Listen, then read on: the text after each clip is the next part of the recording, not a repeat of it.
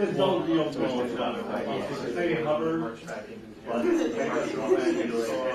Because last time they debated it, first yeah. And this time I took 5. You have it.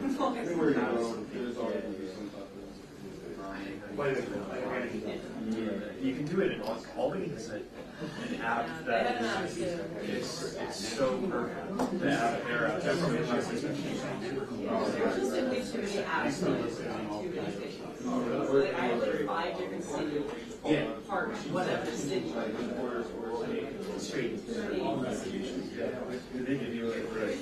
Hey, can we have cards. I don't use them. I don't know what like for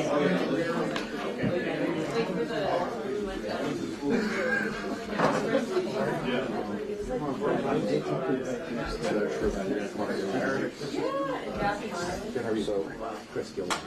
So what we do is probably just leave enough space for now step forward, and then you slide over and out back in and say thanks. Okay.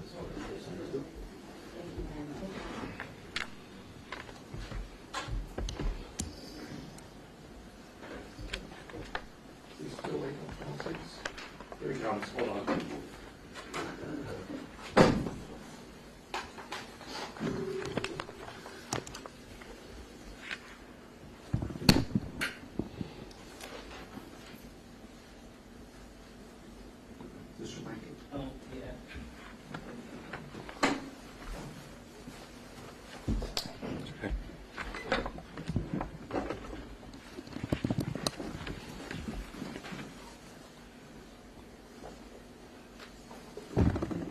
Everybody all set? Yep. All right. Good afternoon, and thank you all for coming on such short notice for an update on the homicide shooting that occurred yesterday morning here in the city of Schenectady. I'm Chief Clifford. I'm the chief of the Schenectady Police Department. I'd like to just start off by introducing you to who's to my left here. Immediately to my left is Detective Sergeant Bradley Carlton. He's one of our PIOs. He will be providing the briefing on the homicide investigation. And then to his left is Captain Christopher Gilroy. He's the Troop G BCI captain from the state police. To his left is our Honorable Gary McCarthy, our mayor here in the city of Schenectady. To his left is BCI Lieutenant A.J. Cornell. And next to him is Troop G Major Crimes Senior Investigator Albro Francher. And all the way to the left is our Fire Chief Don Marino. I'd like to start off by thanking the New York State Police, the Schenectady County District Attorney's Office, the Schenectady County Sheriff's Department, and the Schenectady County Street Crimes Task Force for their assistance in this case. It was a very busy weekend in the city of Schenectady, which I'm sure you're all aware of. I will turn it over now to Detective Sergeant Bradley Carlton, who will give you a briefing on the homicide investigation. Thank you, Chief.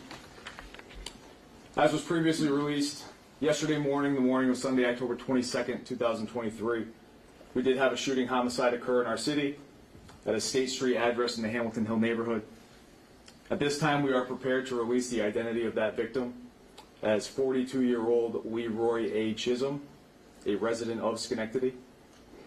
We'd also like to update that press release by saying that thanks to the exhaustive efforts of our Schenectady police detectives, with the assistance of New York State Police investigators, we have made 2 arrests in relation to said homicide. At approximately 8:34 p.m. last night, as the Schenectady Police Department Special Operations Squad with members of New York State Police SORT were preparing to execute a search warrant at 709 Crane Street, apartment number 3, the 2 suspects that we saw in connection to this did surrender themselves to members of our crisis negotiations team. As of last night, 31-year-old Kevin M. Dingle and 54-year-old Jeffrey J. Bashaw have both been charged with murder in the 2nd degree, a Class A felony, as well as 2 counts each of criminal possession of a weapon in the 2nd degree, both Class C felonies, and 2 counts each of tampering with physical evidence, both Class E felonies. Certainly cases like this are not often solved by chance, and that certainly wasn't the case yesterday. So I'd like to reiterate Chief Clifford's thanks to all of those involved. We will certainly continue to investigate this and build our case, but at this time we are confident in the arrests that we've made. And with that, I will turn it back over to Chief Clifford.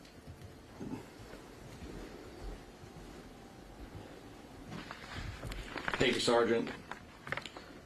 This was excellent work by all in this case. I want to acknowledge and commend how quickly this case came together. The Schenectady Police Department, along with all of our public safety partners, have prioritized stopping violent crime. The speed of our response and ability to deploy resources is a testament to the dedication of our officers, detectives, and our law enforcement partners.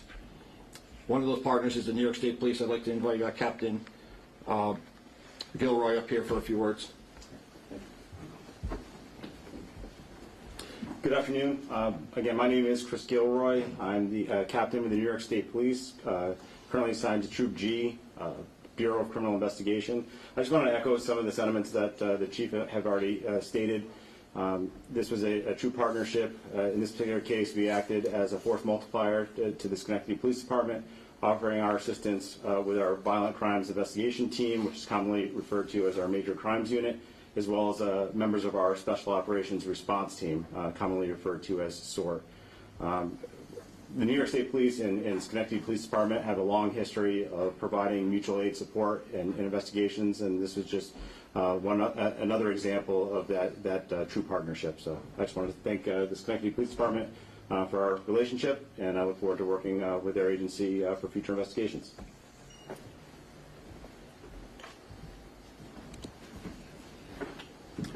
Thank you, Captain. And we will open it up for questions at this time on the homicide. Bear in mind, this is an open investigation. We are limited on adding anything more than what we've already given to you. But if anybody has any questions, we'll see if the sergeant has any answers for you. And then I would like to turn it over to Mayor McCarthy regarding what happened the rest of the weekend in the city. What led you to these two suspects? Sarge. Again, we're still working on motivations and connections and relationships between the parties involved. We're not ready to release any of that to the public at this time, as we are still, working on our investigation and preparing our case. Can you spell out the names of the suspects and the victim? Yes. The suspect would be Kevin, common spelling. Last name is Dingle, D-I-N-G-L-E. Suspect number 2, Jeffrey, common spelling. Last name is Bashaw, B-A-S-H-A-W. And the victim, first name Leroy, L-E-R-O-Y. Last name Chisholm, C-H-I-S-O-M.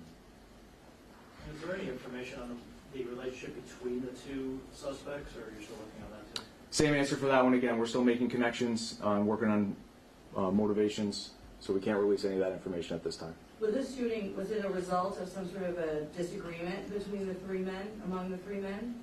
Again, motivation, we're still working on those things. We'll prepare that for our case when it goes to trial.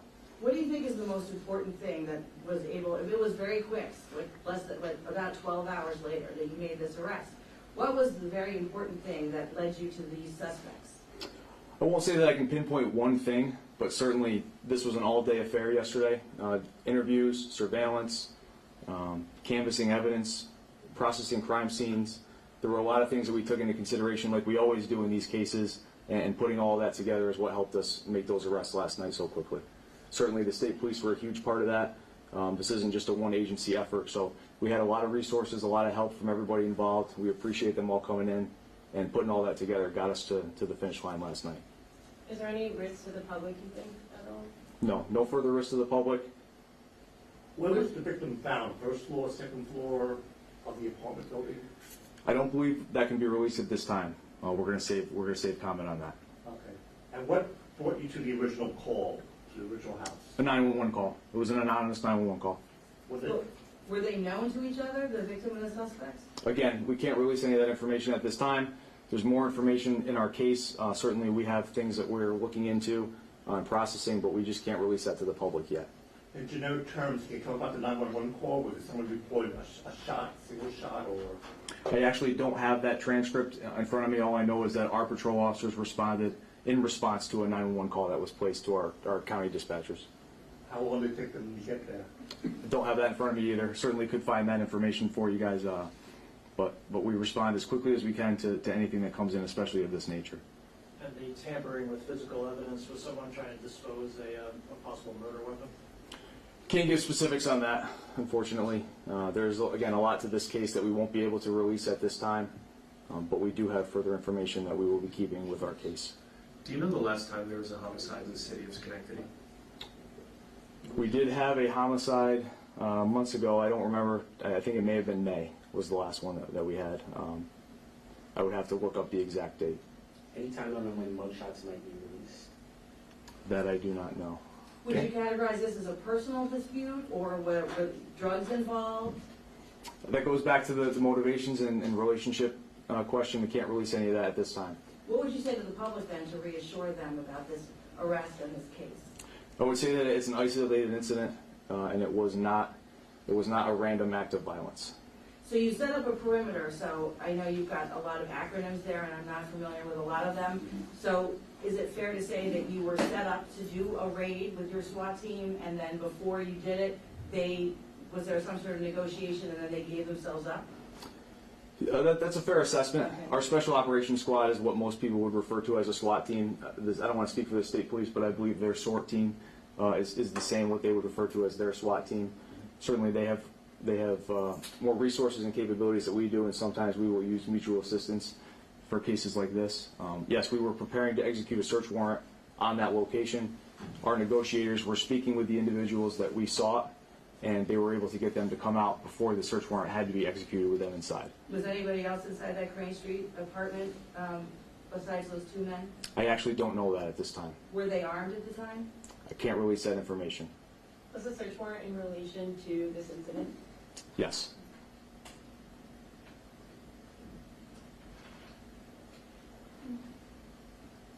Okay. So, I think it's important to recognize that here in the Schenectady, we are becoming a very wired community. We're a smart city. There's lots of cameras, optical sensors, acoustical sensors. There's a lot of technology being deployed. That definitely played a role in our ability to solve this crime pretty quickly and rapidly. So with that, I'd like to turn it over to Mayor McCarthy, who would like to say a few words.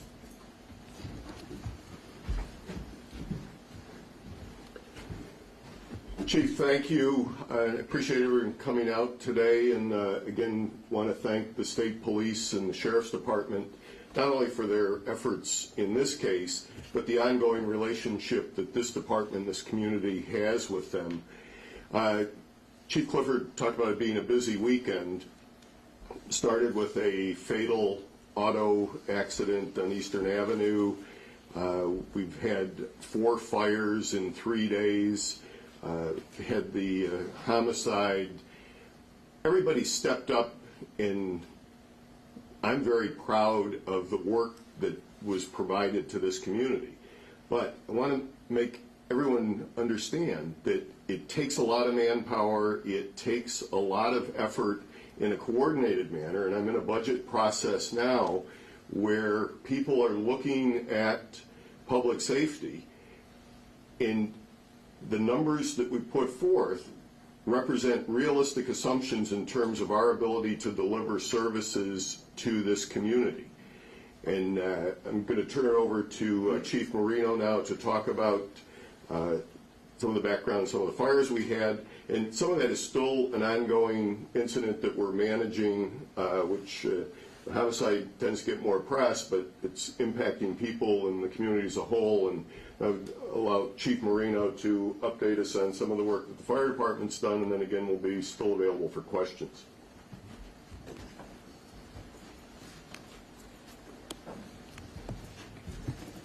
Thank you, Mayor. As the mayor alluded to, extremely busy in the city. Got to say, this is public safety at its best, working extremely hard at a lot of different issues. What we talked about was the homicide, the fatal fire. The homicide, the fatal car accident. 4 fires in the city within 3 days. That's on top of the 141 calls that the fire department did in that time frame, from Friday morning to this morning, and then add into a hazmat call in direct relationships to the fire at the Hillside Crossings on Albany Street. Extremely busy. I'd like to talk a little bit about how we can prevent some stuff, at least on the fire side. It's extremely important that everybody takes this moment to realize smoke detectors are extremely important. Schenectady Fire Department, along with the Red Cross on Saturday, and about 35 volunteers, spent a good part of the day in the Mount Pleasant neighborhood putting in smoke detectors, free of charge. We went door to door, we put in smoke detectors, and then the Red Cross did an excellent job on speaking about fire safety. Smoke detectors, carbon monoxide detectors, extremely important. Space heaters, this time of year, could have an effect, may have had effects on fires, on recent fires. Extremely important. They're safe if you use them properly, but you have to use them properly. Refer to your manufacturer's recommendations. Candles, we talk about all the time. Never let a candle be unattended. Fireplace, wood stoves, all great things, right? But you have to operate them properly. Don't ever think it can't happen to you, because it can. Electrical cords, people use them all the time. They use very lightweight electrical cords, and they're a source of fires a lot of times. Get your furnace checked. It's that time of year. We probably have had 20 calls in the last couple of weeks for furnace malfunctions. Thank God we're able to get to it quickly and prevented fires, but those are all things to think about. It's things we've talked about forever, and people think it can happen to you, but it can. Again, I'd like to commend the police department on their great work. We work closely with the police department, have a really good relationship, and that will continue. And like I said in the beginning, it's your public servants, your public safety at its best this weekend. Thank you.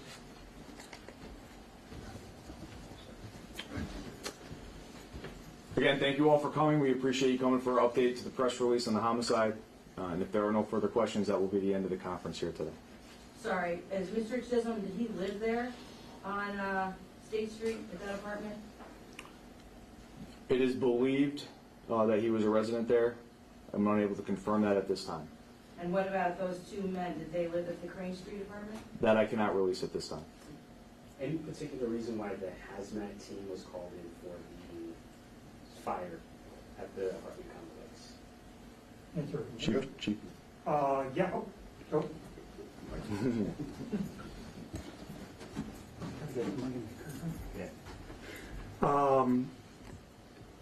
Not going to talk about what caused the fire, but I will tell you there was a scooter in the apartment and it had a lithium-ion battery in it, and we have to handle that very carefully. So that's another point that I didn't bring up. Lithium-ion batteries, you can find them all over the place, right? They're in your cell phones, they're in the scooters, in the e-bikes, they're in your power tools, your weed whackers. Lithium-ion batteries are great. They work wonderfully. You gotta take care with them. You gotta be very cautious with them. Don't charge them with an electrical cord. If they're damaged, you need to dispose of them properly. When you replace the lithium-ion battery to your weed whacker or whatever, aftermarket lithium-ion batteries could become an issue. So follow your manufacturer's suggestions on how to handle those things. What is the law about recharging e-bikes within an apartment? Is it legal? Well, currently working with codes right now to develop legislation and codes in the city. So it's not illegal at this time? I can't speak to that. I don't know that. I know it's not a good idea. And if you can speak to this, is it known whether or not those kinds of bikes were allowed in the building? I believe that would be an answer or question for the manager there. And the Eastern Avenue crash, is there any more information on that? It was not released yet? No. Is the suspect, they're in Albany bed still? Are they under? I don't have the update for that off the top of my head. Apologies.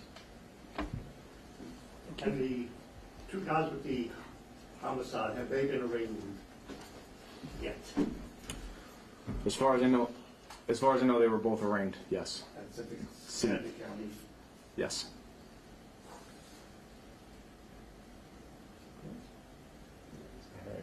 Right. Again, thank you. We appreciate you coming. Thank you. Thank you.